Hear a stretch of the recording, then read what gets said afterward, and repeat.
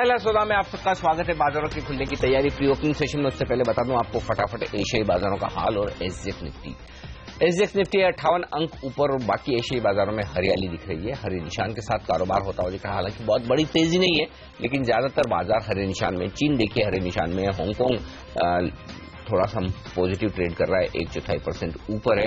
निक्के के बाजार भी मजबूती के साथ कारोबार करते हुए दिखेंगे। ये तस्वीर आपके सामने थोड़ी थोड़ी सही, लेकिन तेजी वाली तस्वीर आपको दिखेगी। एक भी बाजार ऐसा नहीं है जो कि लाल निशान में हो, और हो भी क्यों ना, क्योंकि 19,000 के पार निकला है डाउ पहली बार। तो रिकॉर्ड्स बन रहे हैं अमेरिका में, और वही रिकॉर्ड्स एशिया में भी बन नहीं रहे, लेकिन उसका फॉल ऑफ एक्शन जरूर दिख रहा है। एक्शन दिखेगा रुपए पर 68.25। कल फिर से 10 पैसे की कमजोरी हुई है रुपए में, और हम वहां पर जाकर बंद हुए। तो क्या कुछ रिकवरी हो पाएगी या फिर मामला रुपए का ढीला है, ये देखना इंटरेस्टिंग होगा। उससे पहले अम्बरीश बालिगा साहब से पूछ लिया जाए, सर कौन से स्टॉक्स हैं आपके रडार पर? काफी स्टॉक्स है, but I just name a few.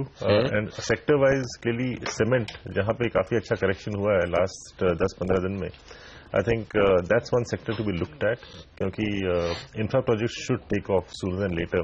तो यहाँ पे मैं लूंगा Ambuja Cement, JK Lakshmi, UltraTech, जहां पे आज पॉजिटिव खबर है।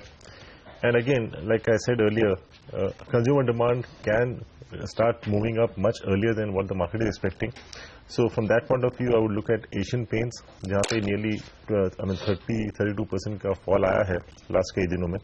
So I think at the current levels, it makes a very decent buy.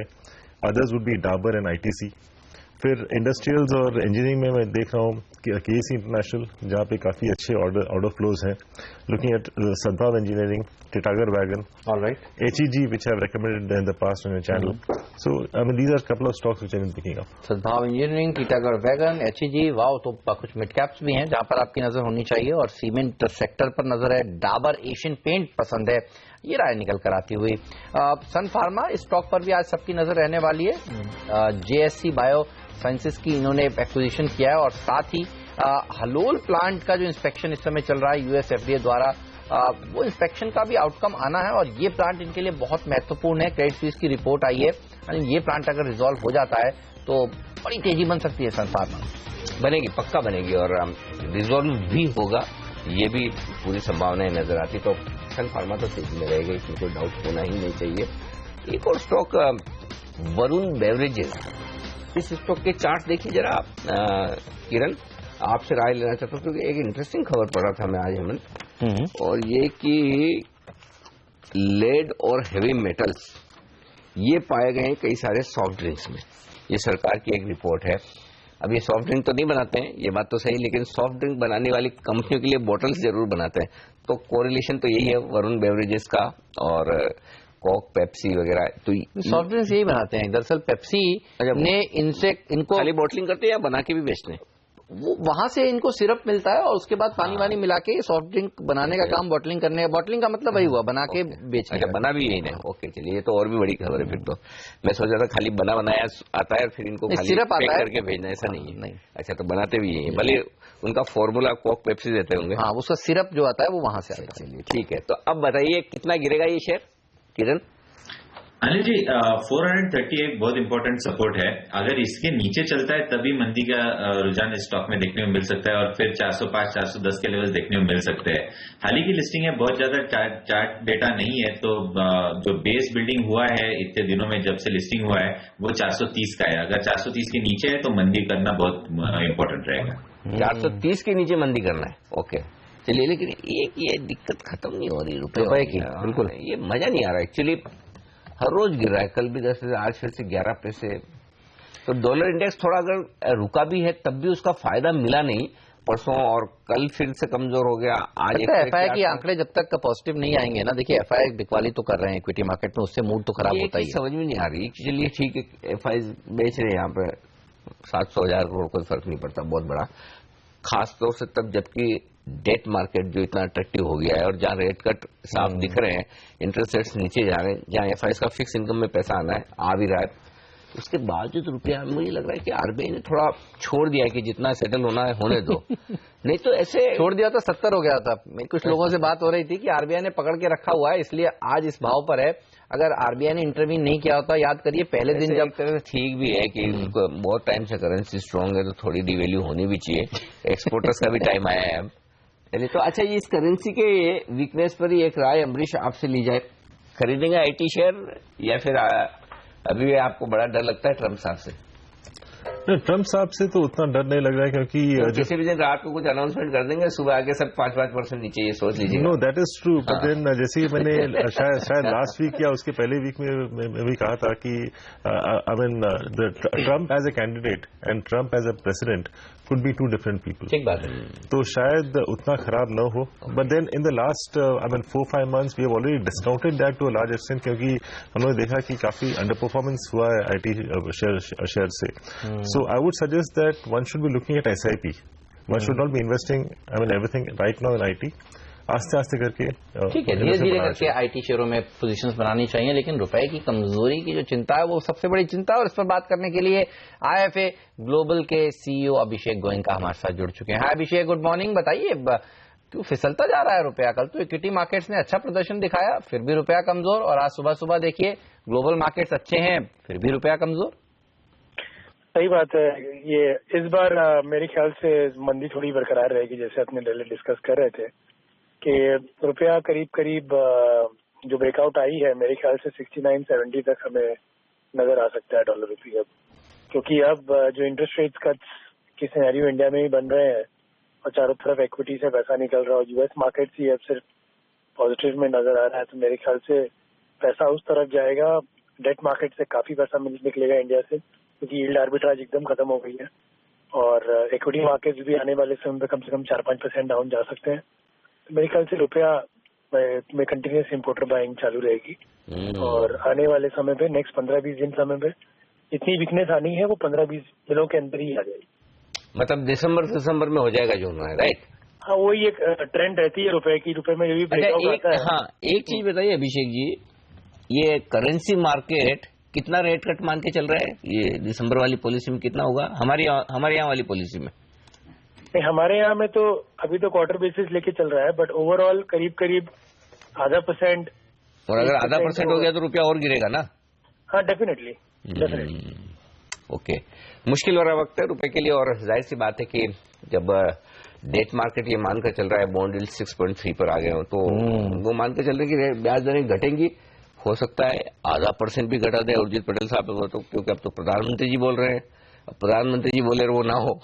अब तो सब लोग आंख बंद करके भरोसा करते हैं कि जो बोलेंगे वो करेंगे, क्योंकि जिस तरह का एक्शन किया है नोट बंद करके। ठीक बात है। तो ऐसे में अगर वो बोल रहे हैं कि तेजी से ब्याज दरें घटनी चाहिए, वित्त मंत्री जी बोल रहे हैं घटनी चाहिए, तो फिर उर्जित पटेल साहब ने पिछली बार भी सरप्राइज दिया, और इस बार सरप्राइज थोड़ा सा मॉनेटरी पॉलिसी कमेटी डिसाइड करती है, और मॉनेटरी पॉलिसी कमेटी के सारे सदस्य सेम पेज पर हैं, और एक ने भी नहीं कहा था कि नहीं घटनी चाहिए। तो अगर स्टांस बदलना है तो कुछ लोगों को बदलना होगा, और अभी ऐसा लग नहीं रहा। तो मॉनेटरी पॉलिसी कमेटी के हाथ में जब से कमान आई है तब से देखिए रेट कट और एग्रेसिव होंगे, ये सबको समझ में आ रहा है। अनिल, 0.5% हो जाएगा इस बार? मुझे तो लगता है कि 0.5% होगा।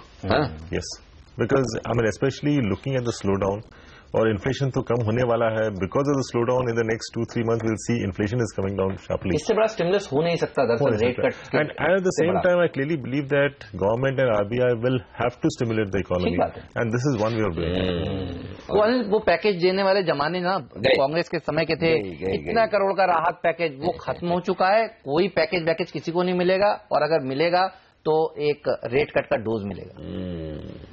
अच्छा, इस बीच देखिए रुपया और कमजोर होता दिख रहा है 9 महीने के निचले स्तरों पर, और फरवरी के बाद के सबसे निचले स्तर। इनफैक्ट इंटरेस्टिंग बात यह है कि ये बजट के पहले के लो लेवल्स आ गए हैं, और आप याद कीजिए बजट के पहले का वक्त जनवरी और फरवरी की शुरुआत, वो वक्त था जब दबा के FIs ने बिकवाली की थी, वो वक्त था जब बाजार नीचे गए थे, वो वक्त था जब 6,825 का लो निफ्टी ने बनाया था बजट के दिन। तब भी यही सिचुएशन थी, अब भी यही सिचुएशन है। फर्क इतना है कि अब उस लेवल से हम 1000 पॉइंट ऊपर हैं निफ्टी पर, बट रुपए पर वो लेवल आ गए जो बजट के पहले के थे, तो ये जरूर ध्यान में रखिएगा। चलिए देख लेते हैं अब स्टॉक 2020 का अपडेट। 6, 6, 1 टीम आपके सामने है। वोकहार्ट में एक बुरी खबर है, उनके लिए यूएस अलर्ट जारी हुआ है यूएसएफडी की तरफ से, पिछले शॉर्ट करिए। लेकिन पेट्रोल एनर्जी के लिए अच्छी खबर है कि उनके जो है एक्सॉन के साथ गैस की रिकंसिडर हो रहा है डील, वो पॉजिटिव है। लेकिन एलएनटी के नतीजे मेरे सेलेक्टर्स लगते हैं थोड़े कमजोर हैं, क्योंकि इसमें अदर कंपोनेंट ज्यादा है इनकम का, इसलिए शॉर्ट की सलाह होगी। लेकिन जीआईपीसीएल यानी गुजरात इंडस्ट्रियल पावर में अच्छी खबर है, नए 2 विंड पावर इन्होंने अपने जनरेट कर लिए हैं, मतलब उनको कमीशन कर दिया है। अल्ट्राटेक सीमेंट को स्टे मिल गया कॉम्पैट से। वहीं साथ ही डिपेंडेबल के तौर पे एनएमडीसी, क्योंकि उनकी अपनी एक जो यूनिट है बस्तर की, उसको बेचने जा रहे हैं और फॉस्को के साथ बातचीत चल रही है, ड्यू डिलिजेंस ऑलमोस्ट डन है।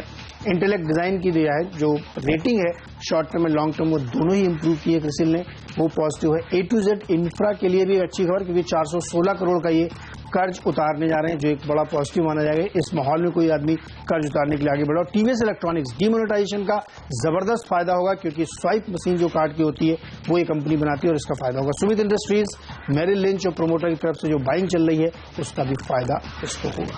और मेरी टीम पर नजर डालिए, एक ही गेंदबाज है, बाकी सब बल्लेबाज हैं। आज टीम में ग्लोबली जो रैली देखने को मिली है, डाउ ने 19,000 के ऊपर समाप्ति इसीलिए कर पाया क्योंकि मेटल और माइनिंग शेयरों में वहां पर तेजी हुई।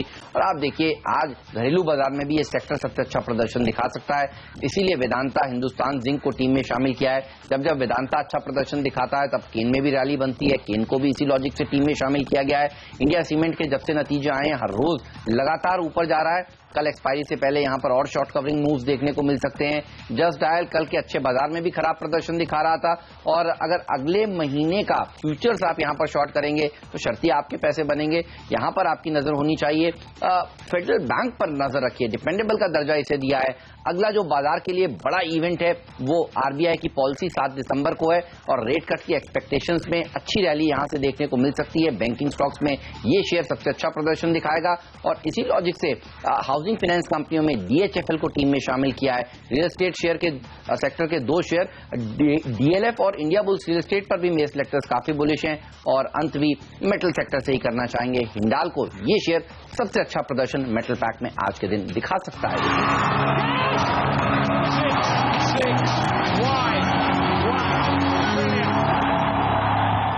तो ये वो स्टॉक्स हैं जो आपको इंट्राडे में आज मुनाफा कमा कर देने का दमखम रखते हैं। लेकिन देखिए 140 अंक ऊपर सेंसेक्स खुल रहा है, 8,050 के आसपास निफ्टी खुल रहा है, कमोवेश वही लेवल्स जो एसजीएस निफ्टी आपको बता रहा था। लेकिन छोटे मजे वाले शेयरों में एक्शन भरपूर रहने वाला है। पीएनबी गिल्ड्स, जिसका हम हर रोज जिक्र कर रहे हैं, 2 दिनों से लगातार 10% के अपर सर्किट लगाने के बाद आज फिर से देखिए करीब 8.5% की मजबूती के साथ खुलने के संकेत दे रहा है।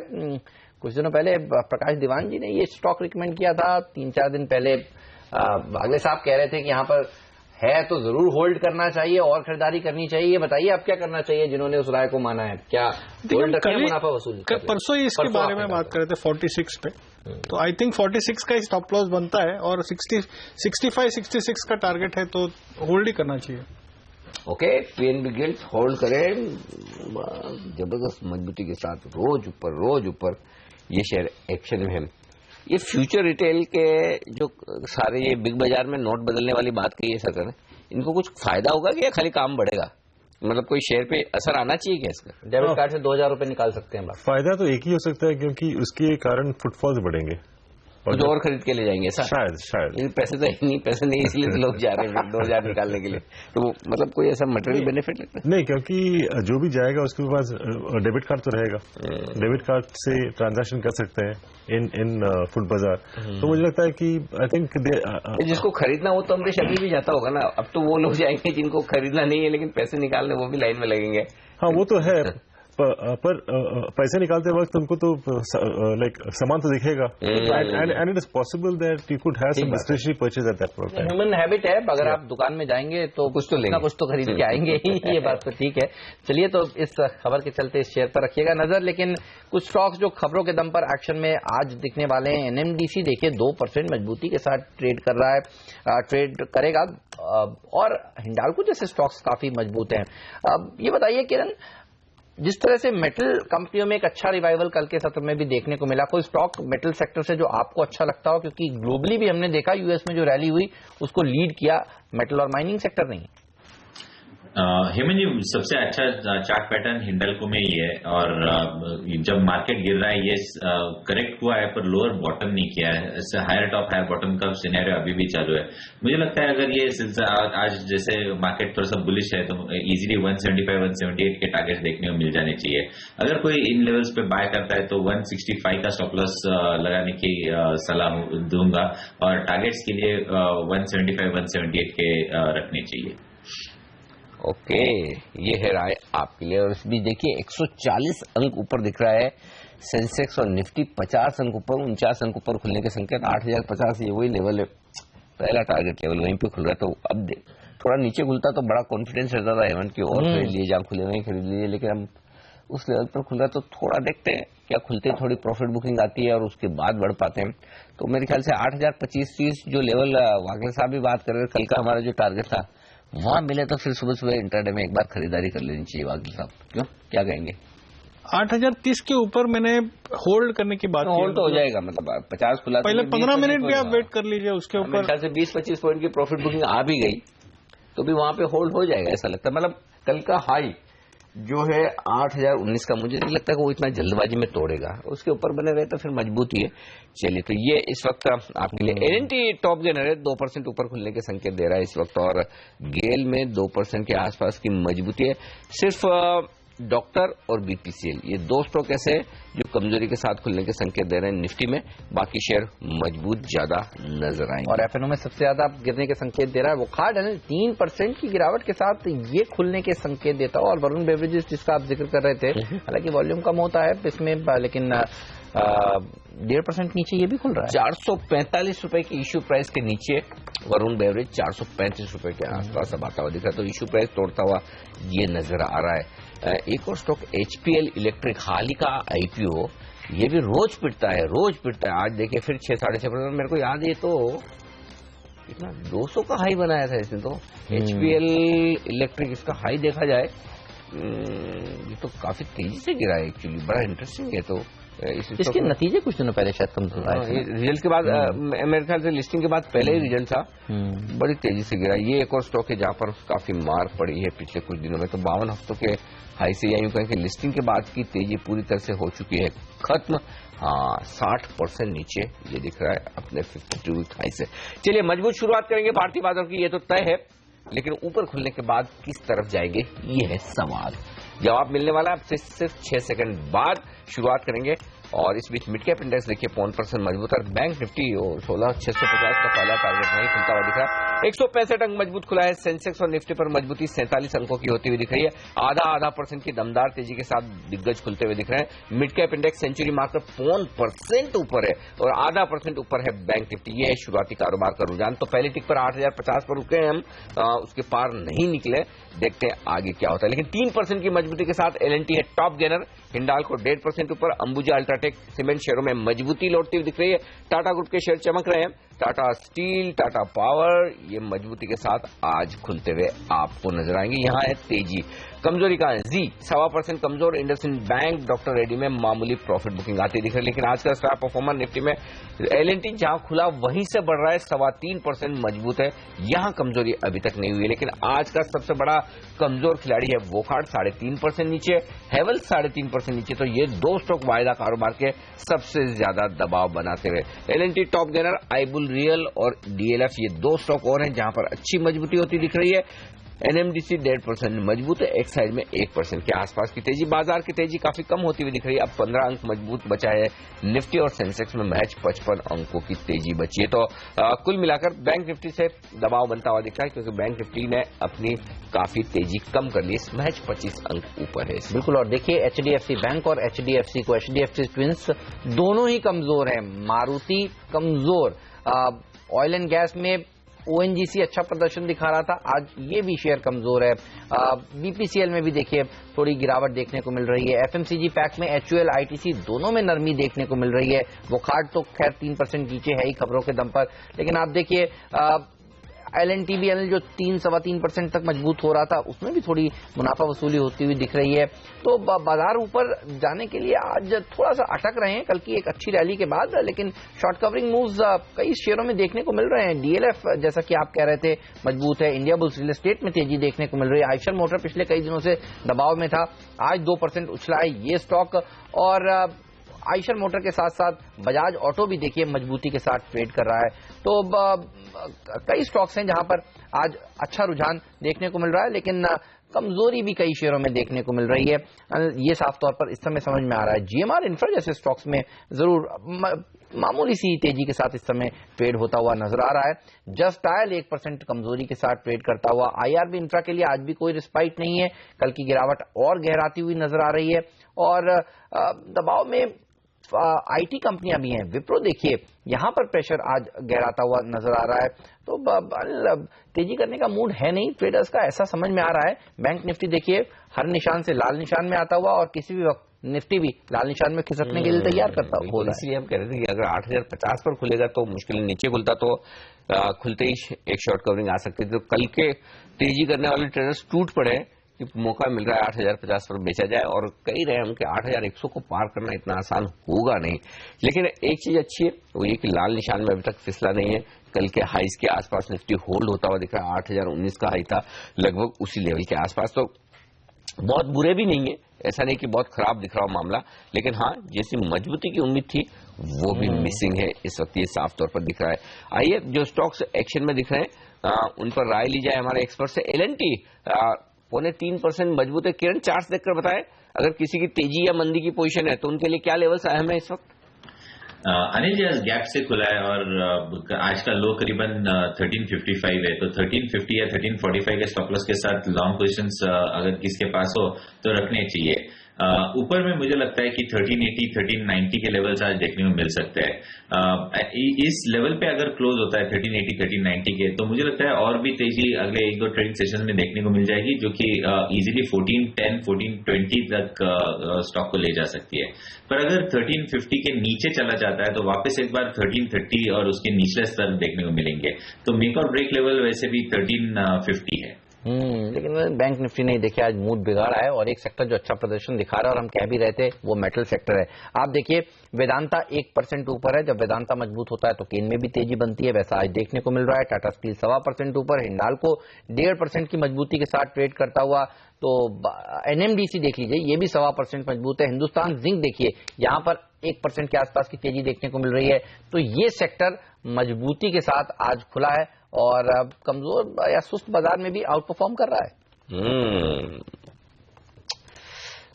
बैंक्स दबाव यहीं से आ रहा है, और जो SBI अब देखिए 0.1% नीचे हुआ है। ये दिग्गजों में मजा नहीं है एक्चुअली, यही सारे प्रेशर बना रहे हैं। अब देखिए निफ्टी लाल निशान में फिसला है, बैंक निफ्टी पहले से आ चुका है। मिड कैप इंडेक्स लाल निशान में फिसलने की तैयारी करता हुआ दिख रहा है, 8000 के लेवल पर आ गया है निफ्टी। तो इस वक्त आदित्य फिर क्या ट्रेड लिया जाए 8000 के आसपास निफ्टी पर? क्या तेजी करें या 8000 टूटने के बाद शॉर्ट कॉल लिया जाए इस वक्त?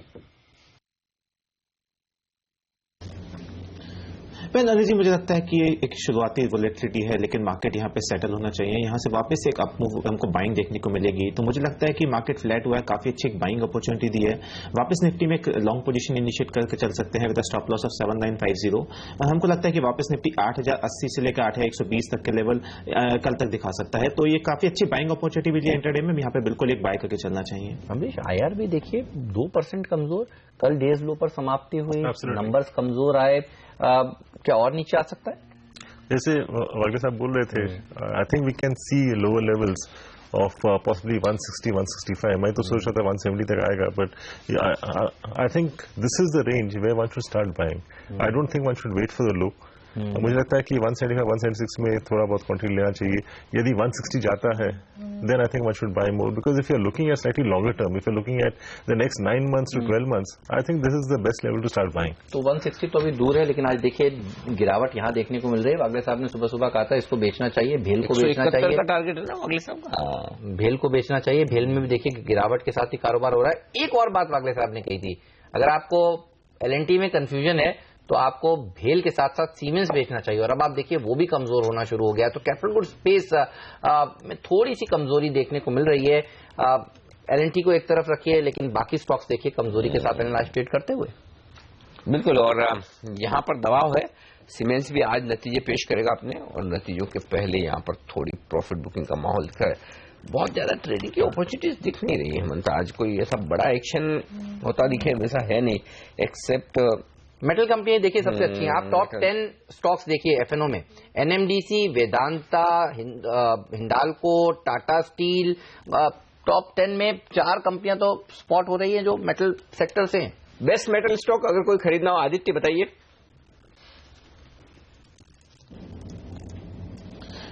वेदांता मेरा एक टॉप में पिक रहेगा मेटल स्पेस में। स्टॉक में प्रॉफिट बुकिंग के चलते काफी नीचे आया, लेकिन वापस इसमें देखें 190 का एक सपोर्ट था, वहीं से इसमें पुल बैक देखने को मिला है।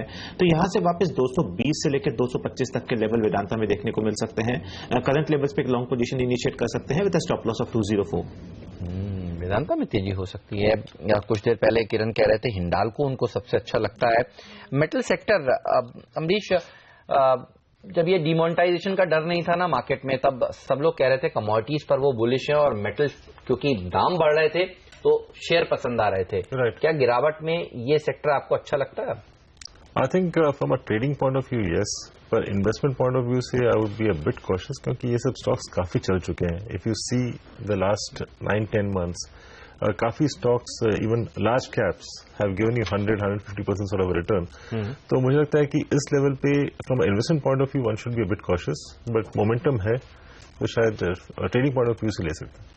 ओके, ट्रेडिंग के एंगल से आप खरीदारी करें, ये एक मौका हो सकता है। लेकिन एक स्टॉक जहां पर कुछ वॉल्यूम होता दिख रहा है, निफ्टी का स्टॉक, और वो है मारुति सुजुकी।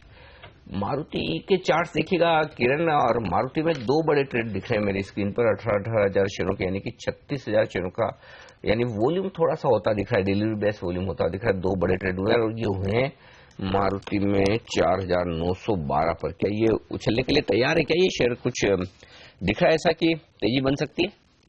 अनिल जी, हाँ, हमने करीबन 59.25 से लेके 4800 तक एक सीधा मूव देखा है, और उसके बाद थोड़ा सा टाइम करेक्शन होगा। पर अगर कल का मार्केट देखे तो कल एक अच्छी मूव आई, अच्छा कंसोलिडेशन, और आखिरी के 1.5 घंटे में एक अच्छी वापस एक बार रैली देखने को मिली। तो वो जो बेस बना है वो करीबन 4860 के करीब बना है। तो उसके नीचे अगर जब नहीं जाता तो मेरी मंदी की व्यू नहीं रहेगी। तो मेरा स्टॉप लॉस 4840 का रहेगा, और मुझे लगता है कि इधर से और भी बढ़त देखने को मिलेगी। ये जो पुल बैक है वो फर्स्ट लेवल का करेक्शन करीबन 5175 तक ले जा सकता है इस स्टॉक को। चलिए मैं कुछ आपको स्टॉक्स बताता हूँ। देखिए, पीएनबी गिल्ड्स तो हम आपको लगातार बता रहे हैं, डीमोनेटाइजेशन का के चलते जो लोगों ने बैंकों में पैसे जमा करे, अब बैंक्स, पीएसयू बैंक्स गिल्ड्स में पैसे लगाएंगे तो ये कंपनी को होगा फायदा। जबरदस्त तेजी देखने को मिली है इस शेयर में। आज नीरज ने कहा कि टीवीएस इलेक्ट्रॉनिक्स उनको पसंद है, और उनका फ्री हिट शेयर था ये। 9% की मजबूती के साथ ये शेयर इस समय कारोबार कर रहा है। बागल साहब, इसके आप चार्ट देखिएगा, टीवीएस इलेक्ट्रॉनिक्स के 99 रुपए का भाव है, 9-9.5% ऊपर है ये शेयर भी। और ये वो कंपनी है जो स्वाइप मशीन्स भी बनाती है, क्योंकि अब प्लास्टिक कार्ड्स के ऊपर सबका फोकस होने वाला है। रुपए के बदले अब लोग प्लास्टिक इस्तेमाल करेंगे, डेबिट कार्ड, क्रेडिट कार्ड इस्तेमाल करेंगे, तो वो मशीन्स जो बनाने का काम करती है वो टीवीएस इलेक्ट्रॉनिक्स बनाती है। अब 11% मजबूत है। ये बताइए चार्ट देखकर ये शेयर कैसा लगता है आपको? हेमंत, मुझे बाई के संकेत मिल रहे। 96 के स्टॉप लॉस से बाई करे फॉर अ टारगेट ऑफ 114, 115। एक 10-12-15% की अपसाइड मुझे दिखती है। और अगर वो क्रॉस कर जाता है, वीकली क्लोज 115 तक के ऊपर आता है, तो इसमें और अच्छी खासी बड़ी, मतलब 130-135 तक की मूव आ सकती है। तो मैं ये लेवल पे बाय करने की रिकमेंडेशन दूंगा। तो 9% ऊपर था, और आप देखिए वागले साहब के बोलते बोलते 11.5% की तेजी देखने को मिल रही है। इसका चार्ट एक बार हाजिर करते हैं, लीजिए। अब 15% हो गया। ये तो सर्किट लगाने की तैयारी कर रहा है। टीवीएस इलेक्ट्रॉनिक्स काफी दिनों बाद ये फोकस में आया है, और क्या जबरदस्त तेजी देखने को मिल रही है। तो स्टॉक 2020 का नीरज का फ्री हिट शेयर दरअसल सही मायनों में फ्री हिट साबित हो रहा है। बात करते करते देखिए अब इसमें सर्किट लगते हुए दिख रहे हैं। जबरदस्त तेजी देखिए इसमें पिछले 5-7 मिनटों में बनती हुई नजर आई है। सुबह हालांकि गैप अप खुला था, उसके बाद भी लोगों ने अगर खरीदा होता तो अच्छा पैसा बन रहा है अब तक। बागली साहब, आपका टारगेट आपने क्या बताया, एक बार दोहराइए। 115 का मैंने टारगेट बताया है, जो 2 या 3 दिन में आ सकता है। 115 का टारगेट। और आप देखिए अनिल, अब ये सर्किट लगने की तैयारी करता हुआ। बिल्कुल। तो अच्छे आइडियाज ऐसे बाजार में भी अच्छा प्रदर्शन दिखा रहे हैं। बाजार जहां कमजोर है, ये वो स्टॉक है देखिए जो अब 20% ऊपर ट्रेड करता हुआ। SRF एक और स्टॉक है जो मेरे रडार पर आया है। SRF में आप देखिए ओपन इंटरेस्ट थोड़ा बढ़ता हुआ दिख रहा है, 2-2.5%। पता नहीं कि शॉर्ट कवरिंग होगी या नहीं, वो चेक किया जाए, क्योंकि 1900 वाला स्टॉक 1400 आया है। कुछ वो आप बोलते हैं वागले साहब, वो डेट केट बाउंस, ऐसा कुछ डेट केट बाउंस है क्या इसमें? क्योंकि 500 रुपए नॉन स्टॉक गिरा। स्टॉक तो ऐसा क्वालिटी वाइज बुरा नहीं है, शेयर तो अच्छा है फंडामेंटली, और ऐसा भी नहीं कि डिमोनेटाइजेशन से इसको बहुत फर्क पड़ जाएगा, लेकिन बाजार के मूड के साथ सब गिरे हैं। तो क्या ये एक स्टॉक है SRF जो उछाल मारने के लिए तैयार है? नहीं, मैं अवॉइड करूंगा। अच्छा, शॉर्ट करना है तो कहां करेंगे? नहीं, शॉर्ट भी करने का ये नहीं, क्योंकि स्ट्रेंथ दिख रही है, वो इंट्राडे वो ऊपर में जाके सस्टेन नहीं होगा, ये डर है, इसके लिए मैं अवॉइड करूंगा।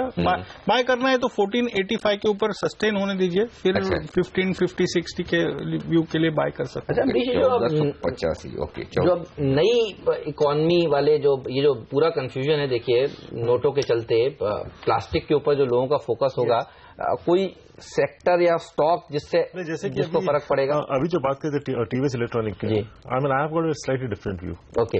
ये जो पॉजिटिविटी है, I think it can last for the next year और maybe 18 months for the swipe machines. पर मुझे लगता है कि 2 साल के बाद वापस लोग कैश इस्तेमाल करेंगे। No, I don't think swipe machines will be required. Credit cards will not be there in the physical form, electronic हो जाएंगे। Everything will be on your mobile phone. तो शायद उसके बाद you may not require swipe machine. Already if you are paying by Paytm, you don't require swipe machine, आप केवल scan करके payment करते हो। तो टेक्नोलॉजी वाली जो कंपनियां हैं वो अच्छा प्रदर्शन दिखाएंगी। Yes, so I think something like a TVS Electronics could benefit for the next 12 months, 15 months, but उसके बाद I think one needs to take a view. तो लोग तो यहाँ पर ट्रेडिंग करने आते हैं, तो 15 मिनट का भी अगर उनको व्यू अच्छा मिले तो आप देखिए 10% ऊपर वाला शेयर 20% हो गया, और आप कह रहे हैं 1 साल तक तो इनका बिजनेस मॉडल बरकरार है, तो 1 साल तक तो कोई चिंता की बात नहीं है। उसके बाद बिटकॉइन भी आए थे देखिए बीच में, उसके बाद बिटकॉइन एक बार फेल हुए, उसके ऊपर कंफ्यूजन बनाया। तो टेक्नोलॉजी चेंज होती रहेगी, लेकिन साल भर के लिए कोई चिंता की बात नहीं है, ये आप कह रहे हैं। और वैसे भी देखिए ये जो सब चीजें बदल रही है ना, इनमें फोकस ही ऐसे ही शेयरों पे करना चाहिए जिनको फायदा होगा बदले हुए। PNB गिल्ड्स प्रकाश दीवान जी ने जिस दिन यहाँ पर ये कंफ्यूजन हुआ ना, 8 तारीख को देर रात, 9 तारीख को आखिरी सौदा में बताया, और PNB गिल्ड्स में नॉन स्टॉप सर्किट लग रहे थे। आज सर्किट खुला है, यू नेवर नो फिर से लग जाए। और अब आप देखिए TVS इलेक्ट्रॉनिक्स ने इस तरह का प्रदर्शन दिखाना शुरू किया, 20% की तेजी यहाँ पर। बिल्कुल, तो अच्छी तेजी बनती हुई दिख रही है इन तमाम शेयरों में, और अच्छा एक्शन भी होता हुआ दिख रहा है साफ तौर पर। कुछ स्टॉक्स जो एक्शन में मुझे दिख रहे हैं, शोभा आज फिर से 3.5% कमजोर है। सुनील हाईटेक बड़े दिनों की सर्किट पे सर्किट लगने के बाद आज सर्किट नहीं लगा है, गिर तो रहा है, सर्किट नहीं लगा है। टांटिया कंस्ट्रक्शन कल हमने इसे कवर किया था, शायद कुछ प्रोमोटर्स को वारंट की कुछ तो खबर थी इसमें, आज फिर से 10% ऊपर है। A to Z रिकमेंड किया था हमारे एक्सपर्ट किरण ने, देखिए स्टॉक 6% ऊपर चल रहा है, अच्छी मजबूती हो गई यहाँ पर। तो ये कुछ एक स्टॉक से जो एक्शन में दिख रहे हैं, बाजार फिर से मूड में आ रहा है। हाँ बिल्कुल, देखिए मूड में आ रहा है, और जो स्टॉक्स बताए जा रहे हैं वहां पर अच्छी तेजी बन रही है। लेकिन एक स्टॉक जिस पर अमरीश बिल्कुल इत्तेफाक रखते हैं, मुझे पता है, वो है जस्ट डायल। अमरीश, अगले सीरीज का फ्यूचर शॉर्ट करेंगे तो कितना पैसा बनेगा, ये बताइए। काफी तो बनना चाहिए, क्योंकि मैंने शायद 1200 के लेवल में कहा था कि जस्ट डायल का story is over, and I mean that has become more of an old economy stock. And I think over the next 3 to 4 years जो येलो पेजेस का हाल हुआ था वही शायद जस्ट डायल का होगा। तो ये भी टेक्नोलॉजी कंपनी थी जिसका बिजनेस मॉडल कुछ ही महीने साल चला, absolutely फेल हो गया। Yeah, and I mean after that there was a disruption which they could not handle. तो मुझे लगता है कि I mean at every level I think one can go short. तो हर लेवल पर शॉर्ट करना चाहिए। और अब आप देखिए ये शेयर FNO का सबसे 3 टॉप लूजर्स में इसने अपना नाम दर्ज करा दिया है। अनिल, वो खाट तो चलिए खबरों के दम पर गिरा है, जस्ट डायल में कोई खबर नहीं है, किसी को अगर शॉर्ट करना है तो सबको यही समझ में आता है शेयर अगली सीरीज का, लेकिन इस सीरीज का नहीं, क्योंकि ये एक्सपायरी कल है।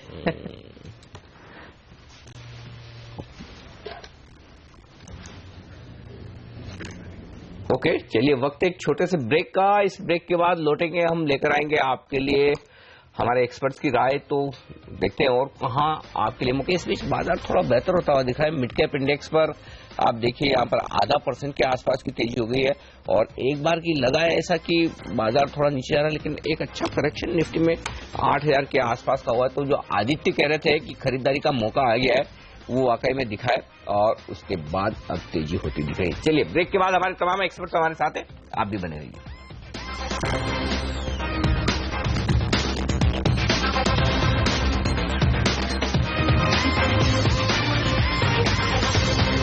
स्वागत है आप सभी का सीएनबीसी आवाज पर। आप देख रहे हैं पहला सौदा। काफी सारे स्टॉक्स हैं जहां पर अच्छा एक्शन देखने को मिल रहा है, खासतौर पर मिड कैप शेयरों में जबरदस्त तेजी देखने को मिल रही है। A to Z इंफ्रा 6.5-7% की मजबूती के साथ इस समय ट्रेड कर रहा है। एक सब्सिडरी है जिसका डेट सेटल हो रहा है, 416 करोड़ रुपए का डेट था। ये शेयर भी काफी पिट चुका था और अब आज के दिन खबरों के दम पर यहां पर एक्शन देखने को मिल रहा है। पीएनबी गिल्ड्स, हम कह रहे थे सर्किट खुला है, वापस लग सकता है। अब देखिए सर्किट पर जाने की फिर से तैयारी करता हुआ 10% की मजबूती यहां पर भी देखने को मिल रही है। टीवीएस इलेक्ट्रॉनिक्स में तो 20% के सर्किट लगे हुए हैं। काफी सारे छोटे छोटे स्टॉक्स हैं जहां पर एक्शन भरपूर है आज। बिल्कुल, इसमें कोई डाउट नहीं। बहुत सारे स्टॉक्स एक्शन में है, छोटे के साथ बड़े स्टॉक्स भी, बड़ी प्राइस वाले जो है उनमें भी हेमंत आप देखिए मजबूत होते दिख रहे हैं। MRF हरे निशान में, आइशर मोटर्स, बॉश, ये तमाम शेयर ऐसे जो हरे निशान में ट्रेड कर रहे हैं। अल्ट्राटेक 3500 रुपए का शेयर हरे निशान में, 3000 रुपए का शेयर हीरो मोटोकॉर्प, ब्रिटानिया। तो मजबूती तो बड़े और छोटे दोनों ही जगह दिख रही है, अच्छी है। और एक सेक्टर जो सबसे अच्छा प्रदर्शन दिखा रहा है वो दरअसल मेटल सेक्टर ही है। देखिए टॉप 3 F&O गेनर्स में वेदांता और हिंडाल्को। कुछ ही देर पहले किरण कह रहे थे आपको हिंडाल्को खरीदना चाहिए, आदित्य भी कह रहे थे आपको वेदांता खरीदना चाहिए। और देखिए NMDC, टाटा स्टील, सारे शेयर मजबूती के साथ ट्रेड कर रहे हैं। आदित्य, कुछ और मेटल स्टॉक्स बताइए जो और अच्छा प्रदर्शन दिखा सकते हैं दिन के दौरान, क्योंकि ये सेक्टर देखिए आधे 1% ऊपर खुले और अब डेज हाई पर ट्रेड कर रहे हैं।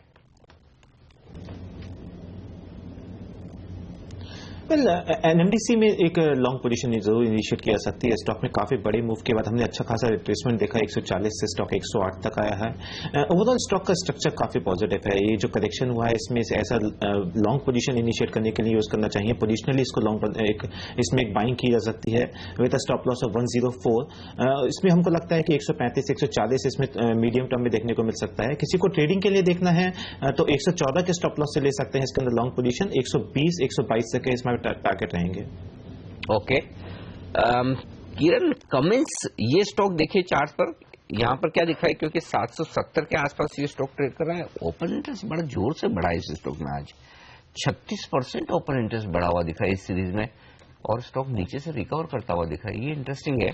और रोल ओवर्स हैं 42% के आसपास। तो पता नहीं लॉन्ग रोल ओवर्स हो रहे हैं या फ्रेश तेजी की पोजीशन बन रही है। लेकिन चार्ट पर क्या कमिंस कोई एक्शन दिखा रहा है, कुछ रिकवरी, मजबूती, शॉर्ट कवरिंग कुछ बन सकती है क्या कमिंस में? नहीं लगता कि कुछ खास मूव देगा कमिंस। हालांकि एक इम्पोर्टेंट सपोर्ट पे है। हमने जो बॉटम किए थे करीबन मई 2016 में, उसी के करीब है। पर अभी चार्ट के हिसाब से तो कोई मूव दिखाई नहीं दे रही है। अगर एक्सट्रीम शॉर्ट टर्म चार्ट देखते हैं तो कल भी हमने करीबन 760 से लेके 770 तक एक अच्छी मूव देखी थी 10 रुपए की, हल्के अच्छे वॉल्यूम्स के साथ थी, पर कोई कन्विंसिंग मूव दिखाई नहीं दे रही है। चलिए, तो ये राय कमेंट्स पर आ रही है। लेकिन मन्नापुरम जनरल फाइनेंस आज देखिए 4% मजबूती के साथ ट्रेड कर रहा है। अमरीश, सब लोग बहुत डर गए थे जब ये नोटबंदी का मामला आया था। कंपनी ने भी कहा था नुकसान उनको हो सकता है छोटी अवधि में। ये बताइए, मन्नापुरम अपने हाई से इतना करेक्ट होने के बाद क्या आपको अब अच्छा लगता है? और एनबीएफसीज पर आपकी राय क्या है? क्या यहाँ पर भी चिंता खत्म हो चुकी है या अभी है? एनबीएफसीज में चिंता तो अभी भी है, क्योंकि जो भी एसएमई या जो छोटे बोरोवर्स हैं उनको लेंड कर रहे थे, वहां पे एक लाइक कैश की दिक्कत तो क्लियरली है as of now, and I think that will continue for a while longer. पर वहां पे ये देखना है कि whether I won't say it's a default but a delay in payment, whether it is temporary और whether it becomes a norm. इन्होंने सरकार से गुहार लगाई है कि आरबीआई को 60 डेज का, हाँ, इनकी बात माननी चाहिए। आरबीआई ने 60 दिन का इनको समय भी दिया है। और ये और भी गुहार लगा रहे हैं कि हम लोगों को बिल्कुल अलाउ करना चाहिए आपको पैसे एक्सेप्ट करने के लिए 500 और 1000 रुपए के नोट्स। उसके ऊपर पता नहीं अभी सरकार ने कुछ फैसला नहीं लिया है, लेकिन अगर वो आ जाता है तो फिर वो तो शायद अलाउ नहीं करेंगे, क्योंकि then I mean the whole idea of demonetisation will be defeated. तो मुझे लगता नहीं कि वो होगा, but then I think one needs to see whether this is temporary, the default और द डिले इज टेम्पररी, और whether it becomes the norm, क्योंकि माइक्रो फाइनेंस में सब चलता है बेस्ड ऑन द कम्युनिटी। ठीक बात। यदि 2-3 आदमी वहां पे डिफॉल्ट करते हैं तो बाकी भी बोलेंगे कि why not we also default. So I think that has to be seen, specially micro finance. So I am more worried about micro finance than proper NBFCs. Okay, ये राय आपके लिए इन फाइनेंस कंपनियों पर। बैंक निफ्टी फिर से लाल निशान में फिसलता हुआ दिख रहा है। देखिए 15 अंकों का नुकसान है, और यही वजह कि निफ्टी ऊपरी स्तरों पर टिक नहीं पा रहा है। 8025-30 का लेवल जो कल का हाई का हम बात कर रहे हैं वो लक्ष्मण रेखा हो गया अब तो ये तो टिका नहीं पहले घंटे में। अच्छा, देखिए आप छोटे छोटे सेक्टर्स जो है ना विद इन, वो बहुत अच्छा प्रदर्शन दिखा रहे हैं मार्केट में। मार्केट अब बिल्कुल थमा हुआ है कल की अच्छी तेजी के बाद। आज एक और सेक्टर है थिरुमलाई केमिकल्स, आप देखिए सुदर्शन केमिकल्स, किरी इंडस्ट्रीज, ये केमिकल वाला सेक्टर जो बहुत दिनों तक ठंडा था आज वापस से एक्शन में आता हुआ दिख रहा है। एसआरएफ भी उसी के सेक्टर में स्टॉक में। जी हाँ, तो वो पूरा सेक्टर देखिए आज गर्म है। इवन यूपीएल देखिए आप मजबूत है 1.5%, तो ये बराबर है। ये बात है कि यहाँ थोड़ा थोड़ा एक्शन हो रहा है। आप कुछ कहने वाले थे? हाँ नहीं, मैं ये कह रहा था कि ऐसे संकेत नहीं मिल रहे कि वीकनेस है, ऊपर टिक नहीं रहा है, लेकिन नीचे क्या 50-70 पॉइंट घुसेगा यहाँ से वो भी क्लैरिटी नहीं है बाजार। तो हाँ बाजार तो more of a sideways than anything, मतलब यहाँ बेच के शॉर्ट करने का भी व्यू क्लियर नहीं बन रहा है। कुछ न करें, स्टॉक स्पेसिफिक तेजी मंदी करनी चाहिए। नहीं तो हमारे तो कॉलेज इंडेक्स को छोड़ देना चाहिए ना। सुबह मॉर्निंग शो होता तो 9 से 12 का। तो कई बार हम बोलते कि बाजार ऐसा हो जाता कि आप एक मूवी देखने चले जाओ तो पैसे कम लगे आपके। नहीं, अनिल जी का जोक था, आप कहीं मत जाइएगा, आप बने रहिए हमारे साथ। हमारे नए एक्सपर्ट्स हमारे साथ बनने वाले हैं, तो आप ये राय को थोड़ा अवॉइड करिए। ये ज्यादा एंटरटेनिंग है, ये ज्यादा एंटरटेनिंग है, ज्यादा एक्शन वाला है। इसमें एक्शन है, इमोशन है, ड्रामा है, कॉमेडी, सब कुछ है। तो यही मार्केट सबसे बढ़िया है, इसी में बने रहिए। चलिए, वक्त है हमारे तमाम एक्सपर्ट से विदा लेने का। संदीप बागले, अमरीश वलीगा, आदित्य अग्रवाल, किरण यादव, आप सबका बहुत बहुत शुक्रिया सीएनबीसी आवाज के साथ आज जुड़ने के लिए। लेंगे एक और ब्रेक, और इस ब्रेक के बाद हमारे साथ जुड़ने वाले हैं बाजार के जाने माने दिग्गज एडलवाइज सिक्योरिटीज के प्रेसिडेंट विकास खेमानी। लेंगे उनसे दुनिया भर के बाजारों पर और भारतीय बाजारों पर राय इस ब्रेक के बाद।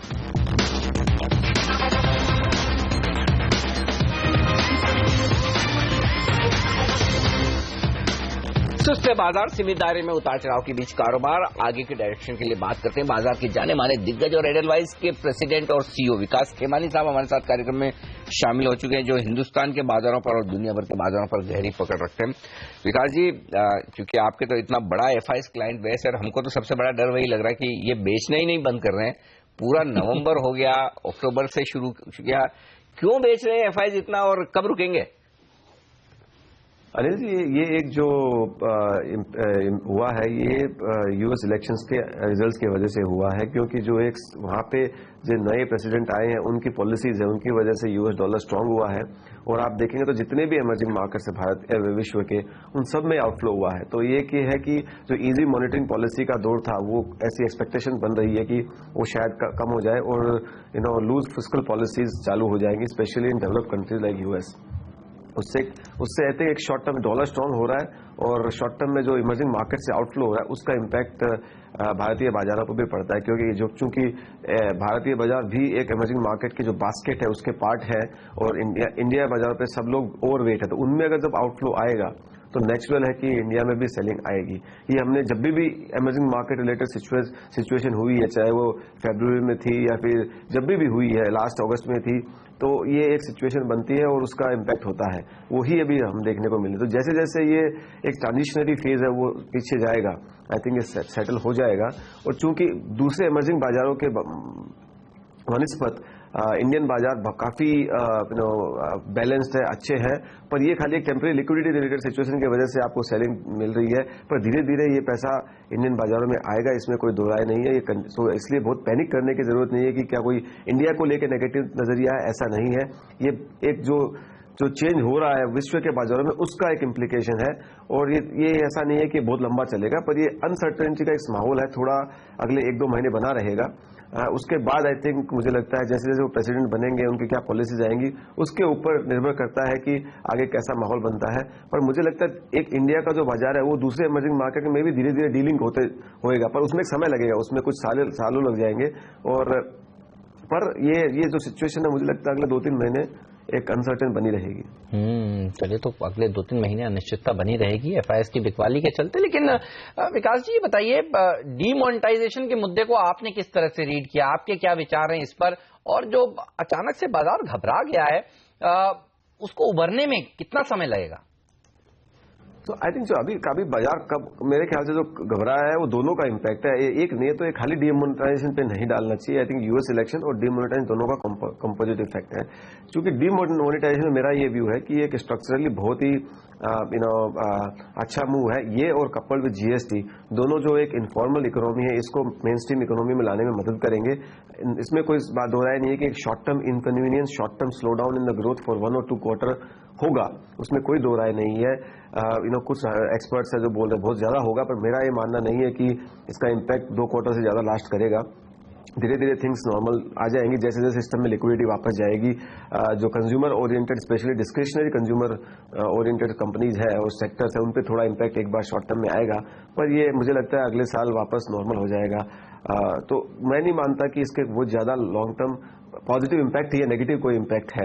एक आप देखेंगे तो इतना पैसा सडनली बैंकिंग सिस्टम में आ जाए, उससे टैक्स कलेक्शन इंप्रूव होगा, और जीएसटी साथ में आने से दोनों का कंबाइंड इफेक्ट अगर ये 1 अप्रैल को इम्प्लीमेंट कर पाते हैं तो मुझे लगता है एक बहुत ही पॉजिटिव होगा, जो कि इंडियन बाजारों को एक नए राह पे रखेगा, नए व्यू से देखने में मिलेगा।